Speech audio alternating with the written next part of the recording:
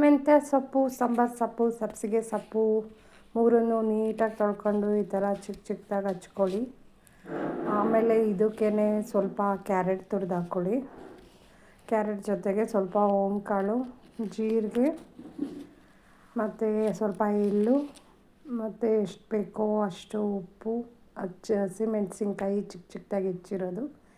ಇದು ಸೊಪ್ಪಿನ ರೊಟ್ಟಿ ಫ್ರೆಂಡ್ಸ್, ಚೆನ್ನಾಗಿರುತ್ತೆ, ಮಾಡ್ಕೊಳ್ಳಿ.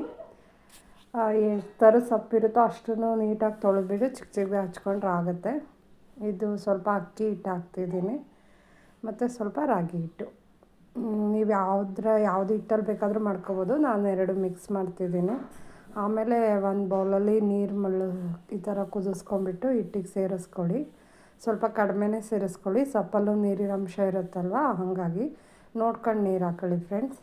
ಆಮೇಲೆ ಇದನ್ನು ನೀಟಾಗಿ ಮಿಕ್ಸ್ ಮಾಡಿಕೊಂಡು ಇಷ್ಟೇ ಮಾಮೂಲಿ ರೊಟ್ಟಿ ತಟ್ಟೋ ಥರ ರೊಟ್ಟಿ ತಟ್ಟು ಬೇಯಿಸ್ಕೊಳ್ಳಿ. ಇದು ತುಂಬ ಚೆನ್ನಾಗಿರುತ್ತೆ, ಟೇಸ್ಟಿಯಾಗೂ ಇರುತ್ತೆ. ನಮ್ಮ ಮನೇಲಿ ಇವತ್ತು ಇದ್ರ ಜೊತೆಗೆ ಈರುಳ್ಳಿ ಖಾರ ಮಾಡಿದ್ದೀನಿ. ಸೊ ಎಂಜಾಯ್ ಮಾಡಿ, ಮಾಮೂಲಿ ರೊಟ್ಟಿಗಿಂತ ಚೆನ್ನಾಗಿರುತ್ತೆ ಟೇಸ್ಟ್. ಇದು ಈರುಳ್ಳಿ ಖಾರ ಮತ್ತು ಬೆಣ್ಣೆ ಜೊತೆ ತಿನ್ನೋದು.